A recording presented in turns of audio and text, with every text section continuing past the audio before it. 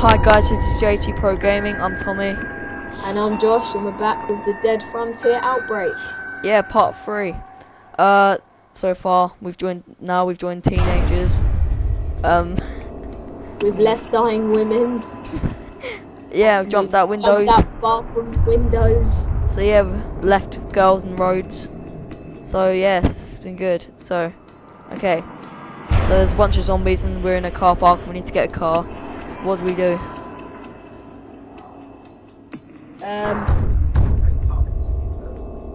What should we do? Convince one of them to distract them. Yeah. Yeah. What's the point in After some heated discussion, somebody from the group eventually stepped up. He began making such a noise as he could, running in circles around the infected. My plan worked and they began to follow him away from the entrance. The rest of us swiftly made our way inside and began to search for a suitable vehicle. He's gonna die. We were so wrapped in what we were doing that we forgot about our brave volunteer. We never saw him again. So we just left the teenage boy to die as well. We eventually found a few different options for vehicles in which we could make our escape. On the far side of the parking area, Sounds like a we found murderer. a pair of road motorbikes. Oh, Closer to us was a four-wheel drive all-terrain Jeep, a large freight truck, and a convertible sports car.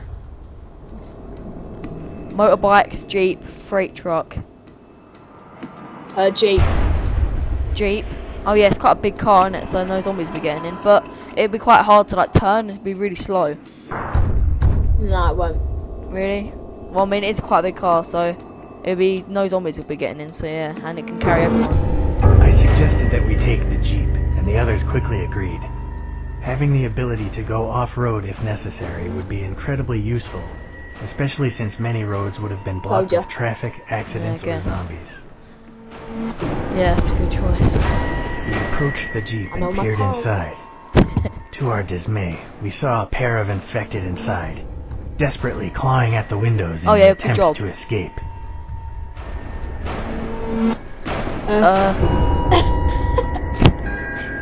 Wait, we're not going to go in there, are we?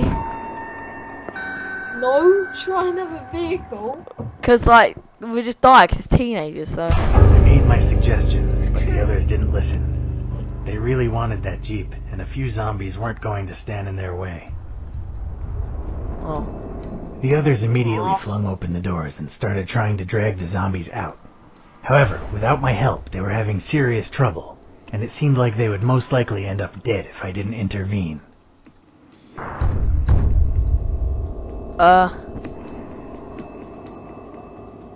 Escaping the freight truck? No, in the sports car. Well, it's going to be quite fast, but like, the zombies will be able to get in well quick. Yeah, alright. Yeah, it's right, the freight truck. Yeah. I headed towards the freight truck and didn't look back. Oh, we're on the I highway climbed now. aboard my chosen vehicle and sped away from the car park onto the main street. By then the roads were littered with bodies and car wreckages. It was all I could do to avoid them. Everywhere I looked, I could see only scenes of carnage. It seemed that those not already infected were fighting a losing battle. My thoughts quickly turned to my wife. Oh, so much about his wife. I tried to tell myself that she would be okay, but that didn't stop the horrible feeling in the pit of my stomach. I knew I had to get home as soon as possible. In the distance, I could see a gas station with a few of the zombies on the forecourt.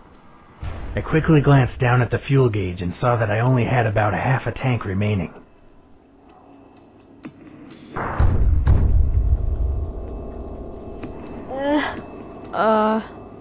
That's the hard one. He's got half left, so it's not like... I reckon it depends how far the house is away. Yeah, right. Should we just continue going? Should we continue? Should we continue going? Yeah, alright. I decided not to stop for gas or supplies due to the potential danger. Half a gas tank was more than enough to get home anyway. What did you shoot?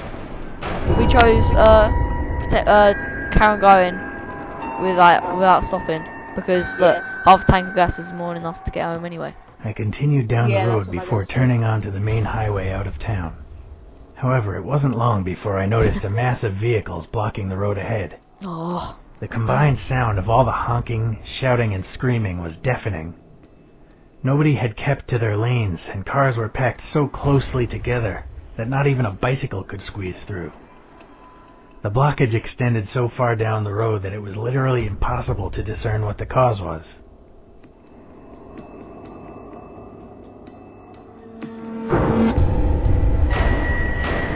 Well, we've got an off-road vehicle, haven't we? So we can take the vehicle off-road. Well, that was a Jeep, but I guess that we can. It was a freight truck, so it wouldn't be impossible. Should we do that? Yeah, alright. Realizing that there was no point in waiting, I decided to get off the road and drive through the open fields instead. At first I made good progress, and as my thoughts turned to my wife, I started driving faster and faster, determined to get home to her as quickly as possible. By the time I saw the old tree stump among the crops, it was already too late. When I awoke hours later, I realized how lucky I was to still be alive. My ride was totaled, and I wasn't much better. Several of my bones were broken, and I could barely move, let alone walk. It wasn't long before one of the infected found me, and unable to defend myself, I was slowly eaten alive. Oh. Oh, that's good. Well, So- lucky man. I I think you meant to grab the motorbike. Should we turn around and find another route home? Wait, what were these ones? We're in the freight truck, so should we wait patiently for the traffic jam to clear, or turn around and find another route home? Because waiting patiently will waste a lot of time, and somebody in the car might be infected, so...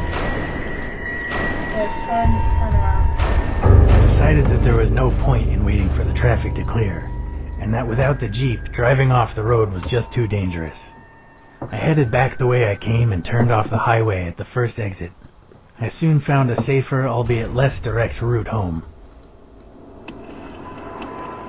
As I sped down the disturbingly quiet back road, my mind began to wander. Without the distraction of imminent danger, I began to remember the horrific scenes I had witnessed just an hour ago. Images of mangled corpses flashed before my eyes, and my head began to spin. I swerved onto the wrong side of the road, just as another vehicle pulled out from a concealed entrance. I braked sharply, but it was too late to avoid a collision. Amazingly, I wasn't seriously injured, but my ride was badly damaged. Carry on foot, definitely. Because seeing if the other driver's hurt is not a good idea, because he should die. Tried to steal the other driver's car. No. Tried to repair the vehicle. No. Just sit in the car. No zombies, don't kill me yet. Just let me fix my car. Exactly. Should we carry on foot? Yeah. Well, I think we should do that next episode because we're 8.5 minutes in. So, Yeah, alright. we'll be back for part 4 soon. Like and subscribe if you enjoyed. I'm Tommy, And I'm Josh. and we'll be back soon. Bye bye.